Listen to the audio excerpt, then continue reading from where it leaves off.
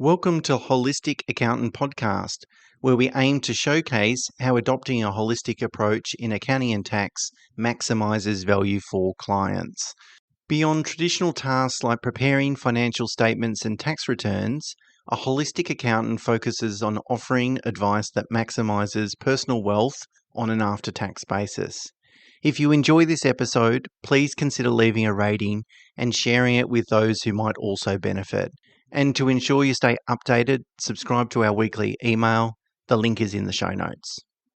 Okay, today, Mena, I would like to talk about redefining success. And, we don't want it to sound too airy-fairy, but it sounds a bit strange that a couple of accountants are talking about kind of redefining success away from the numbers, the profit, the turnover, the percentage returns, all those sorts of things. But it is really good to sit back and really think about, from a business perspective, what do you want? Because it's not always going to be just in the return on investment. Money is a funny thing. It's an empty victory to some degree because, when you set a profit target and you go, look, I'd love to get my business to reach this sort of revenue target or profit target. Once you reach it, you'll be very satisfied, but you'll be completely unsatisfied at the same time because you'll have set yourself a new target. And that's why I say it's a bit of an empty victory. I mean, I think we should celebrate our successes and, profit is only one measure of that. But, profitability and return on investment, those sorts of things, it's the way we kind of keep score. So it's an infinite game business because you can never win a game. It's an infinite game as you've got to keep playing, and the industry keeps changing. And we as human beings keep stretching ourselves, particularly people that are attracted to being self-employed. They tend to be quite goal-driven and pretty self-motivated. And so naturally we move the goalposts. So it's also then good to sit back and think about, well, what do I really want out of this business? Because if it generates $2 million profit a year, whether it generates $4 million profit a year, is it really going to change your life? So I just wanted to take a little bit of time to kind of set the scene of what we wanted to talk about today in today's episode. And hopefully, after listening to today's episode, you can go away and have a think about it and work out kind of how it applies to your business. So, Mena, what do you think in terms of, other than numbers, what are some of the sort of evolving definition of success? And I feel like we almost sound like these social media influencers when we when we talk about success and what we should get out of our business and so forth. But I feel like success outside of financial metrics includes a few things. And I think the first and most predominant one is a work-life balance and freedom of time. We work countless hours per week, especially as self-employed individuals. We can end up working 60-hour weeks very consistently, and it might be financially rewarding, but at what cost?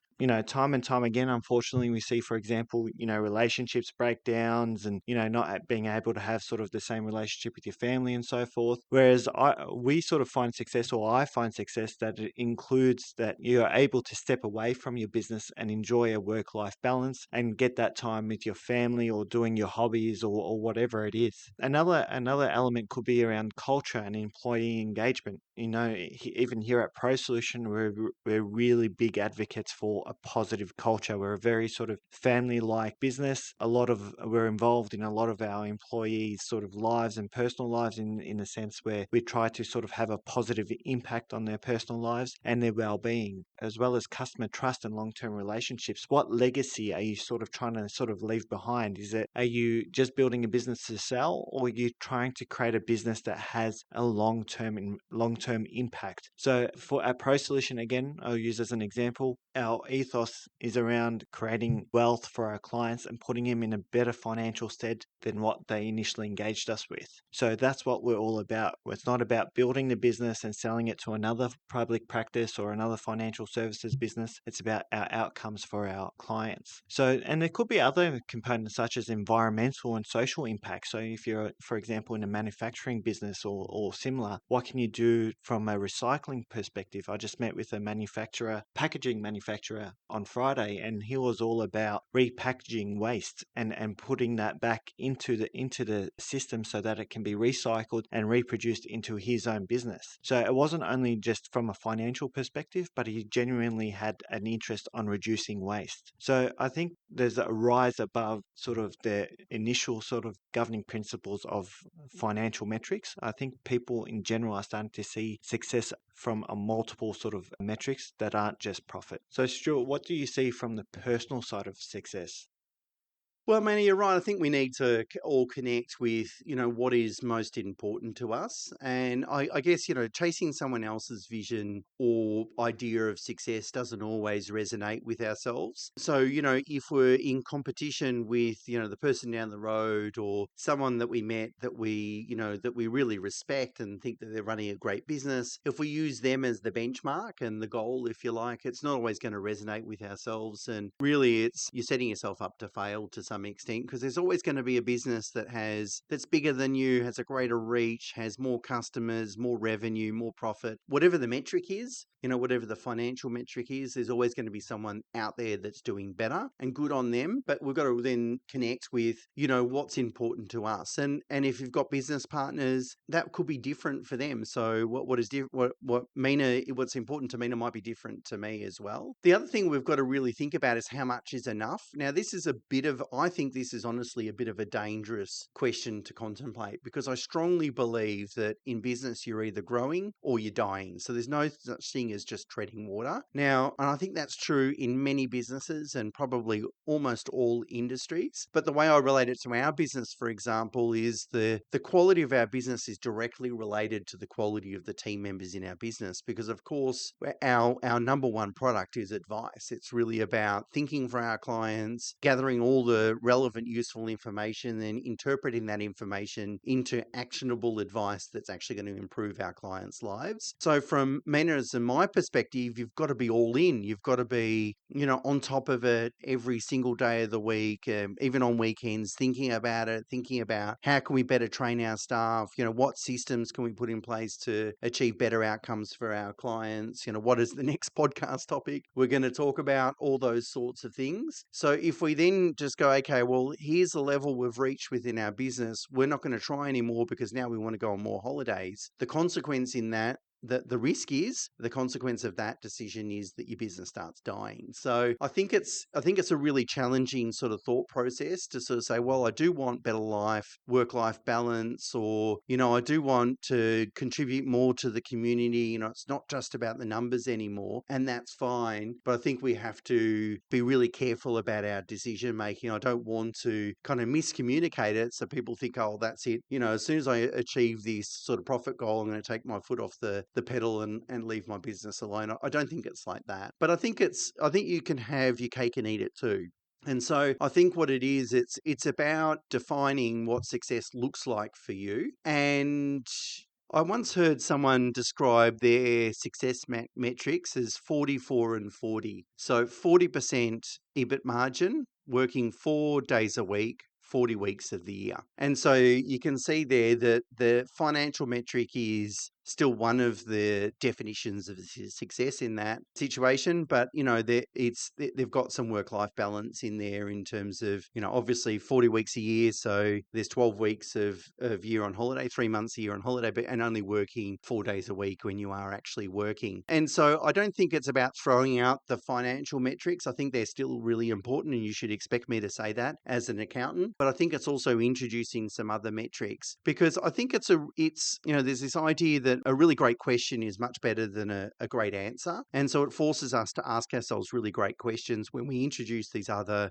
sort of personal characteristics or desires or goals. And that metric, if I go back to the 44 and 40, would be, how do I achieve a 40% EBIT margin by only working 40 weeks a year, 4 days a week? And that's a really good question, because that's the one I'm going to focus on. And the answer can't be work more, of course, because that's not in the metrics. So I think it's going to be different for everyone. It's not about necessarily throwing out the financial metrics, but I think it's about introducing things other than profit, which could be pro bono work for clients. It could be contributing back to a community. It could be going on more holidays with your family. So, Mena, the $1 million question then for you is, how do we go out achieving that? I'd first like to say that some of the most successful companies in the world aren't the biggest, but they've got a purpose beyond the financial figures. So I'd like to use Toyota as an example. If you think about Toyota as a car manufacturer, they're not all about being the biggest car manufacturer out there. They are one of the biggest, but they're not the biggest. But they're a brand that everyone loves and trusts. And when you think about Toyota, you think reliability. So they've created a customer-centric success. So clients are satisfied and they're loyal because they know that they're getting a good, reliable product and service, And then what they're really good at as well is around team success. They've empowered and motivated employees, and they encourage innovation. They encourage their employees to be part of the innovation, and they celebrate success with their employees. So it's not very much a top-heavy business where everything's around sort of the board of directors and management, but even the staff that are involved in the manufacturing line, they're involved in creating improvements for the business. So it's all about operational success, efficiency, innovation. So it's not just about the financial metrics, and all these little things, mind you, actually result into becoming more profitable. And what have they created? They've created a reputation and legacy, a business that's respected and not just profitable. So, Stu, where do you think most people sort of misplace success or place the wrong value on success?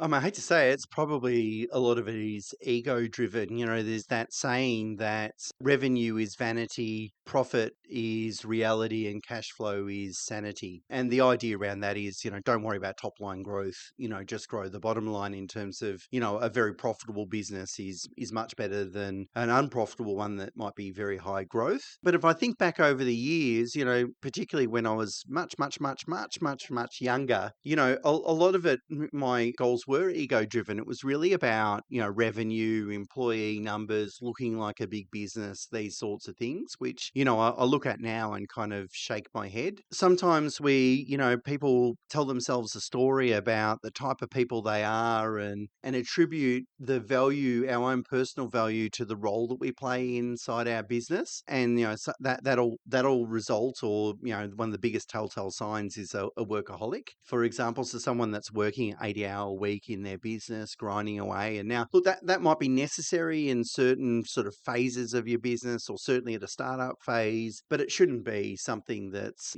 well, it's up to you. But I think for most people, that shouldn't be something that's going to be there, maybe 10 years down the track, 5 years down the track. It still requires that level of working. So I think it's really about connecting with, what is most important to you. And I don't think there's any judgment there. So, if it really is top line revenue, if it really is one of those sorts of egocentric metrics, then all the power to you. But it doesn't necessarily make a great business, by the way. Of course, you want the profitability and cash flow to follow. But I think it's really just about reconnecting with those sorts of things and working out what's going to resonate with you. So how do you do that, Mena? How do we work out, what is those metrics? And remember, we don't have to throw the numbers out. The numbers can be one of those metrics, but what are the other 2 or 3 things we should think about, Mena? I think it's important to every now and again take stock of your business and ask yourself, what do I want my business to give me? Is it money? Is it time? Is it impact? Or am I trying to achieve some sort of legacy of some sort? Stuart mentioned the 44, 4, what was it, 44, 40 sort of work-life balance. Is that what I'm trying to achieve? So set success metrics in multiple dimensions. So financial, of course, has to be probably most important, because at the end of the day, you don't have a successful business if you're not actually making any profits. And then it could be things around emotional, cultural, social. Am I trying to get more time with my family? Am I trying to get onto the golf course a little bit more? Am I trying to sort of give back to the community? And how does that look like? And then I think it's important to regularly review and refine your definition as your business evolves. So naturally, as we say, if you're not growing, you're dying. As your business grows, okay, let's take stock again. And what's important to us? What are we trying to achieve? And then I think it's important to celebrate progress, not just outcomes.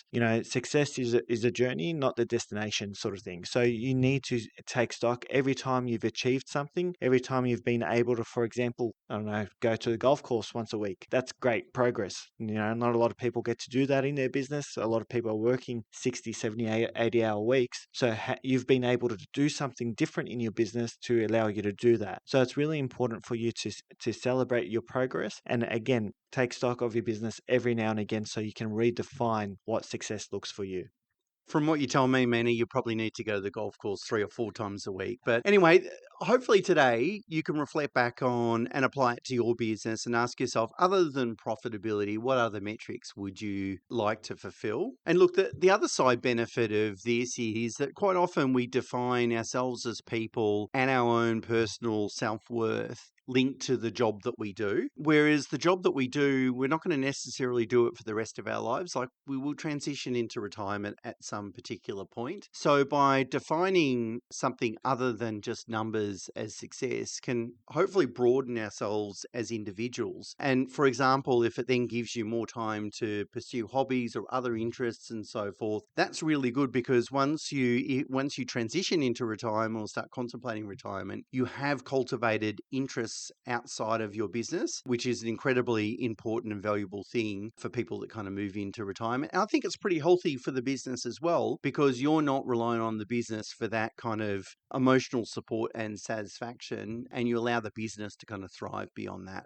Okay, a little bit longer episode today. Hopefully we haven't confused you too much, but until next week, bye for now.